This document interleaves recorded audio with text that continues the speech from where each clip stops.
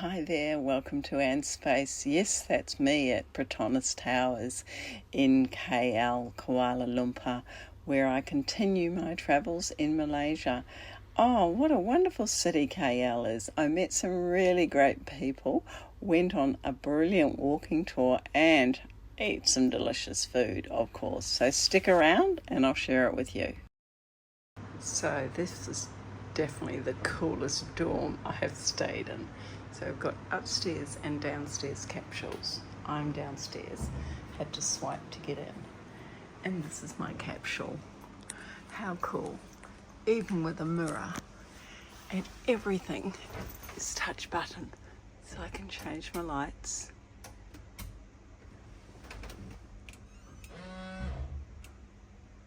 Very cool. And it even has a little safe. Couple of hooks, couple of mirrors. This is awesome.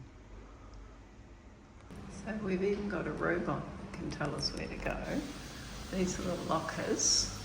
So I've got like a swipe card, so I can just get in there, and my main pack fits perfectly. There's all the astronauts and the suits. And down to the entranceway, where Grace met me, and she's a lovely lady, so definitely I'm so happy with my choice. So I'm currently in the lift in the Space Hotel. The whole space theme continues. I love it. So I'm already out and about learning my way around Kuala Lumpur. So where I'm heading now is to the Batu Caves. And there's a big complex of different transport, and I've got to get the KTM, which is the train, I think. So I've given myself a little bit of time, so hopefully I can get a ticket and get on the train. Well, I've made it down to the railway station, so that's a good start. They had a touchscreen ticket dispenser, but the touchscreen wasn't working, so I had to go and ask somebody. And here's a fun fact. Even though I carry all my credit cards on my watch, you could not pay by cash. They could not accept my electronic card. I had to ferret around and find my physical card. So if you're coming to KL, just make sure you have a physical card to go on the KTM trains. And another fun fact, make sure you're feeling fit, because things are a long walk, especially when you're like me and you've got a bung knee. And there's my train to Batu Caves. And it's the right one. It's always reassuring. So, this is so different, this trip to Indonesia and Malaysia, compared with my last year's trip to Europe. And if you didn't follow that trip, go back. You might find some countries that you haven't been to. So anyway, I digress. So why this is unusual from my trip to last year. Last year I travelled pretty much solely on trains. This year, I've been travelling for a month, and this is my first train. And it's a very empty train. I do find trains really relaxing. I really enjoy them, and this one's incredibly comfortable and lovely and cool, which in Malaysia, heat, humidity is just a pleasant break. So anyway, I'll sit back and relax my train ride to Batu Cave. So that was a pretty short train trip, much shorter than I thought it would be. Maybe not even half an hour. So I've arrived, and I'd forgotten that I was coming to a temple, and I'd put my skirt on, which is quite short. So of course I had to buy a skirt.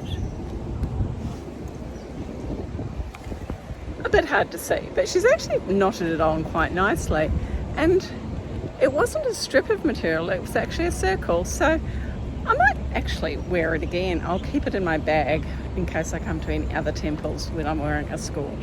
So here am I at the Batu Caves, very touristy, and the monkeys are very clued up on where to get their food. See the ladies, and they're like, yeah, there we go.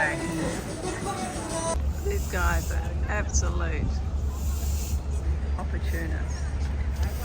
He's helping himself to the coconuts in the back of the truck. Bugger, isn't he?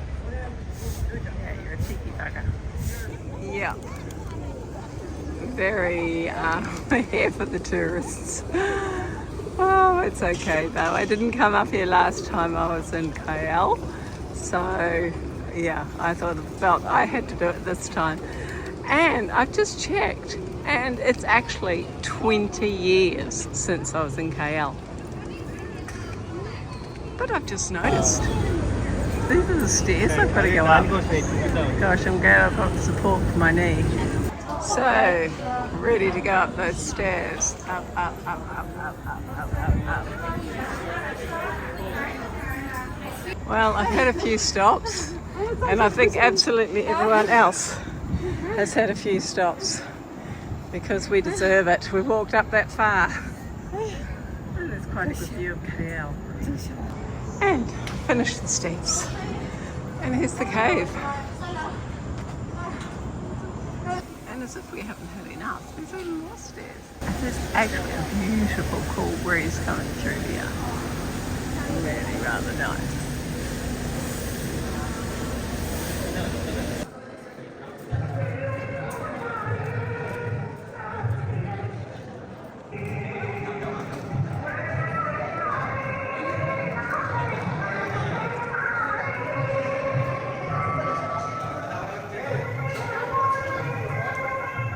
So rather than catching the train back, which is a bit dull and boring, I thought I'd catch the bus. First of all, wrong side of the road. Second, didn't have the right way of paying. You actually need to buy a card. But the kind lady has paid my fare, so I'm now on the public bus. So it turns out that even though my app showed that the bus went where I wanted it to go, no, I had to get off. The lady who paid for my fare actually told me, no, I need to get off the bus and catch a different bus. And I thought, oh, blow that. Maybe people won't be so kind and pay for my trip. So now I'm in the train station and I have to get 2 trains apparently.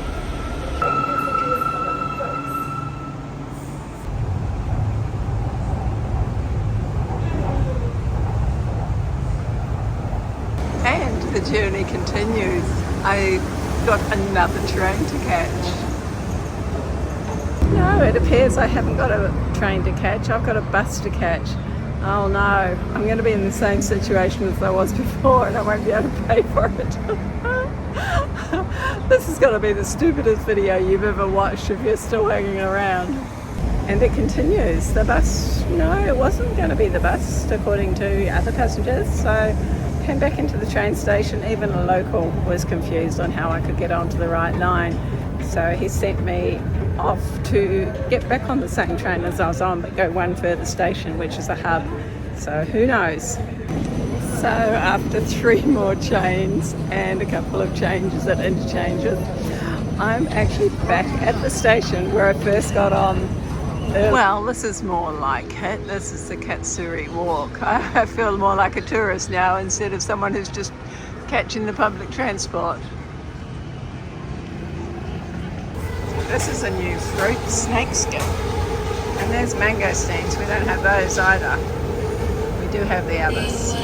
So, gosh, that feels better. I'm all freshly showered now. And heading off to have some dinner if I can get across these busy roads. Oops, I should have gone then. Oh well, now I'll have to wait. At least I'm on a crossing. So I do remember Chinatown from when I was in KL previously.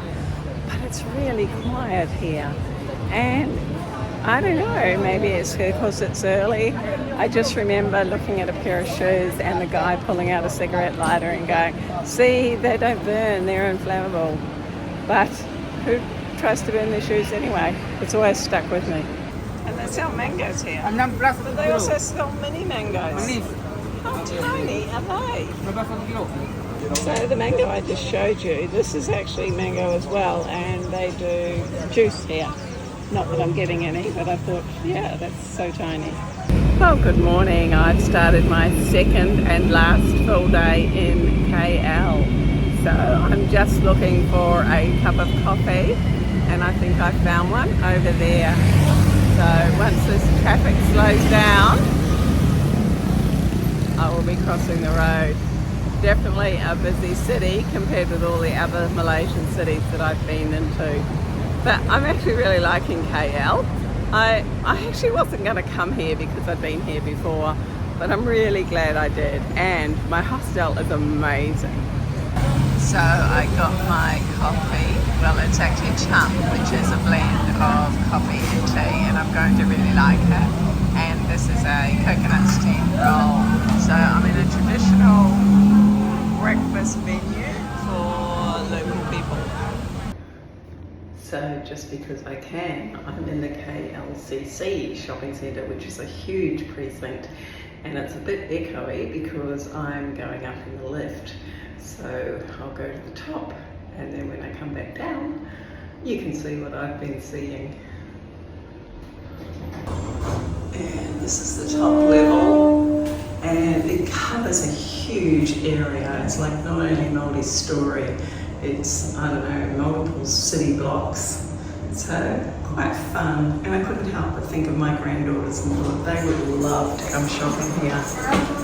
And there we are, the Petronas Towers, and I just had a lady offer to take my photos, and yeah, funnily enough, talking to her, she was actually from Sydney, although I wouldn't have known it because she had such a strong accent. I thought she was from the local. So that's the circle, and back to the tower. How cool.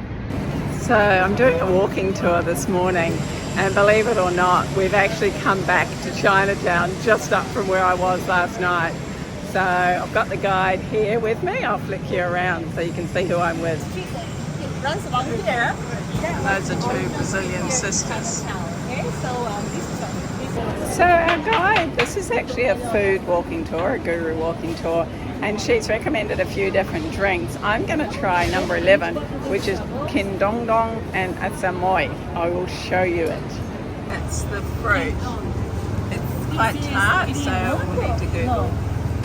So here's my drink. It's a big cup. It was only 5 ringgit, which is less than $2. And the flavour changes as you drink it. She said if you drink it slowly, it becomes more refreshing, and it's ideal for the Malaysian climate. So this little stall was started by a local lady here 50 years ago, and now her grandchildren have actually taken over the business. So what it is sticky rice coated with peanuts, and then you have these different flavours. So I've got one of each flavour. And here it is down here. She's doing all the coating of it. So there's the granddaughter, and this was the grandmother who started the business. wheat batter, and then with peanut pancake. It's just a simple, very thick wheat batter, and and sprinkled with sugar and crushed peanut. And the other one on the right is coconut pancake. So that one is made with rice flour and So there's a couple of them here for 40 years doing this. both are very, very nice. So if okay, so I'm having okay. So anybody want it? You want to try coconut? Very good. Coconut is very good. So this is another stall that's been here, well, 50 years. And this gentleman here is frying up, it's actually sweet potato, which is boiled and mashed, and then mixed with rice flour. So in this photo, in the middle there is pandan, or pandanus, I think it's the same. And they put some of that in to use the oil to give it the flavour. So I think I'm going to try that as well. And that's it there, bubbling away. And there's the little balls. And the gentleman here is cooking it. Sweet potato. Sweet potato. Yeah. Yeah. Okay, I'm going to try some of that. So this is what I ate in Penang. So these green noodle-looking things are actually rice and flavoured with pandan, and it's actually pushed through a sieve and then into boiling water. That's what makes the noodle shape. This is mangosteen. Mangosteen. This is jambu. Jambu. Yes. Okay. That's snake head fruit. Snake head fruit. Yeah. That's like a mini mango. Mini mango. Up there is longan. Longan. Yes. Longan. Okay. And this is pomegranate. And pomegranate. The rest you know. The rest I know. Yeah. Opening the snake fruit.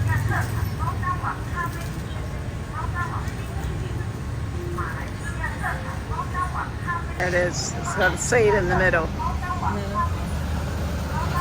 So I knew Petaling Street as Chinatown, but I hadn't discovered this street. And this is really cool. Like, I love that mural. Look at these ladies all dressed up. It's a very cool mural. So this is actually a timeline mural. So way back on the bullocks, and then we started getting some rickshaws, and then looks like the British came, and we actually have some cars and old Dow and motorbikes right through to buses, and that's where we are now, and that's the Lorang Petaling mural. So this laneway is about 150 years old. Most of the buildings are that old, and this used to be where the mafia / gangs were, and Tintin, our guide, has brought us down here to see the murals.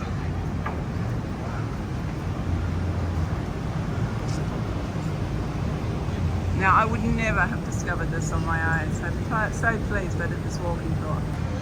So these are old murals, which makes them even more interesting, and the old shops.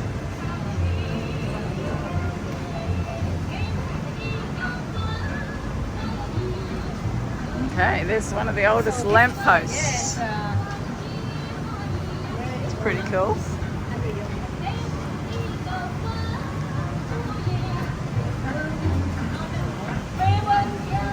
Obviously a lot of tourists have found this place, but it's not too crowded here actually.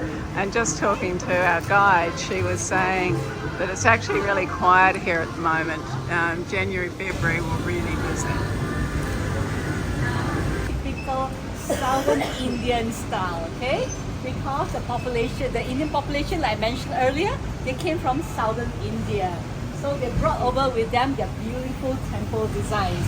So in a typical Southern Indian temple, they have a beautiful frontage like that, and then they always have a very grand opening.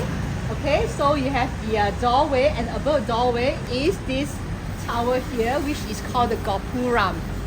So we're going inside the temple, and just as well today, I've got my new iPod outfit on. I'm not sure if you can see it, but my trousers. And so I don't need to hire a shawl or anything. Some of the others needed to get a shawl for their shoulders, but today I'm all good. I thought about it.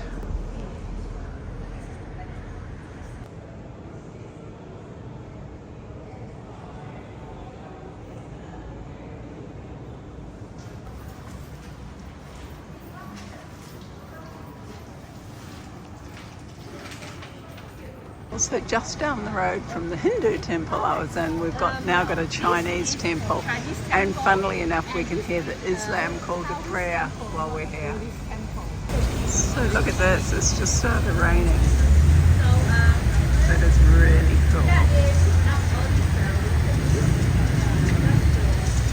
There's another cool mural up there right near the mosque, and look how this has changed just so quickly. And there was a flood in 2021. It came right up and actually over the top of Kuala Lumpur, which means confluence of the Muddy River. So some of these buildings I actually recognise from when I was here in 2005. It's quite changed. We've got all the police over there. So and you look at the blue building over there. It's supposed to evoke the image independent of in 1957, like the but it didn't include Sabah or Sarawak until 1963. So this down here is Independence Square, colonial British buildings, church in the corner, and the Moorish looking offices. Now the British wanted this because they wanted the contrast of the buildings that they were building. And over there is another Moorish building that's now the Textile Museum. So just finished that tour group at Madurka Square, and that's the longest guru walk I've done. That was 5 hours, but there was only the 3 of us guests and our leader, Tintin, and it was really good. We got to taste all sorts of different food. I really made, I think, good use of my single full day in KL. So I'm going to explore on my own, so we'll carry on with this video. So far in KL, I've been lucky, it haven't rained on, but I've been hearing some thunder. So I'm going to go over this bridge, which is on one arms of the river, and go and check out the mosque. And here's the back view of that building that I just showed you, that's all being renovated. And they call that KL's Little Ben, not Big Ben. So once again, I've missed going into a mosque because of Ramadan. They close early. So unfortunately, team said that they didn't open till 2:30. They actually opened at 2 o'clock and then closed at 3. So it's as close as I'm going to get to the mosque. And a slightly different view.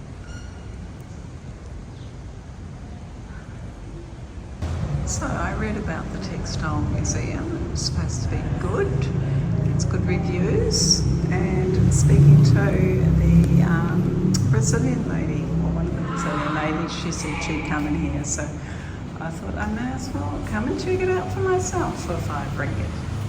So most people probably know that batik is done with wax and then paint that goes around the wax. So that's what this museum is all about.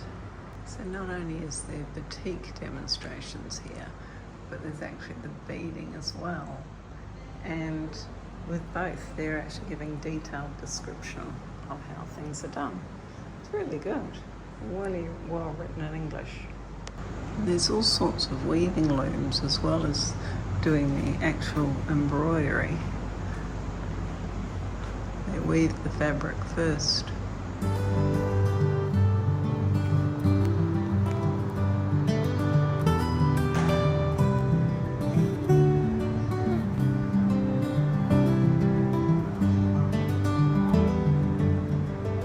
Carrying on with the with the wedding themes was a shirt worn by a groom, all hand woven and embroidered.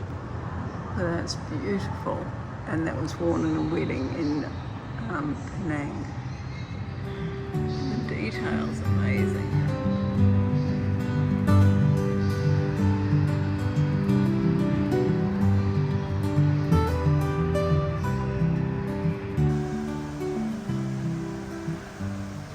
As you can see, there's hardly anybody here. I've seen like 2 other groups of people.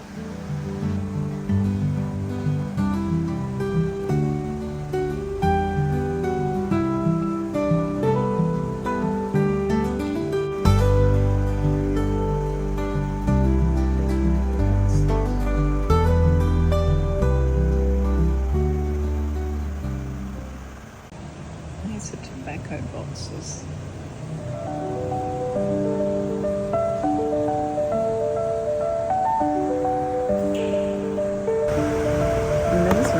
Belts made with coins. Really cool.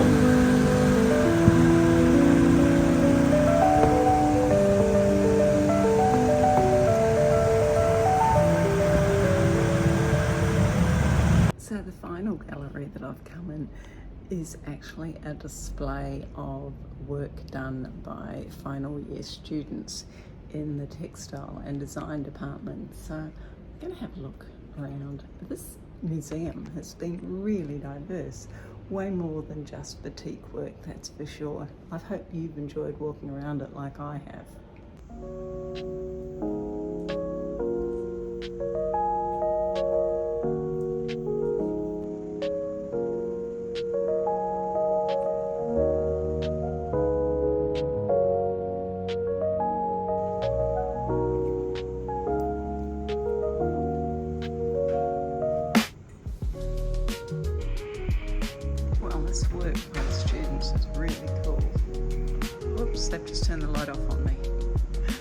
I was in there and suddenly the lights went off. They turned the lights off, so it's closing. A few places are closed because of Ramadan. They close early, just like the temple. Oh, I just love finding all these little laneways. That's part of the fun of travel. But I tell you what, so many people say to me, oh, you're traveling alone. Oh, really? Where's your husband? It's really an interesting conversation. Oh, and then I see this and I'm like, yes, sometimes that is me.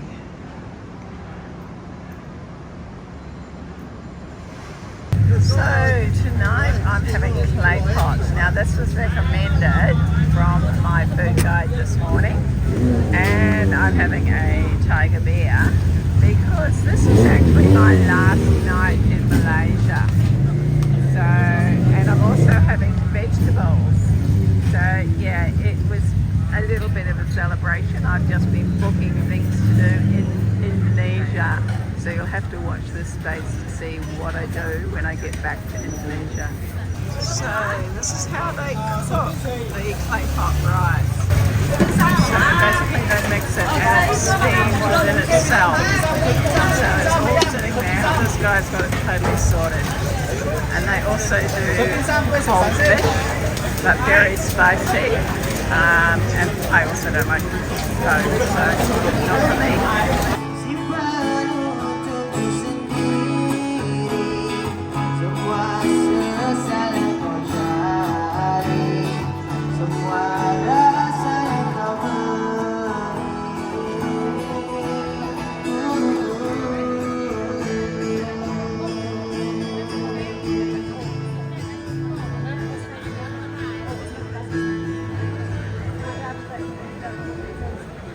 So good morning, I'm at KL Airport.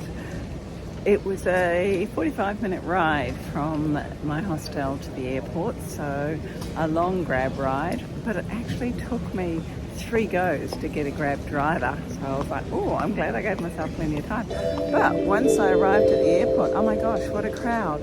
And it's end of Ramadan, so there's actually a week's holiday.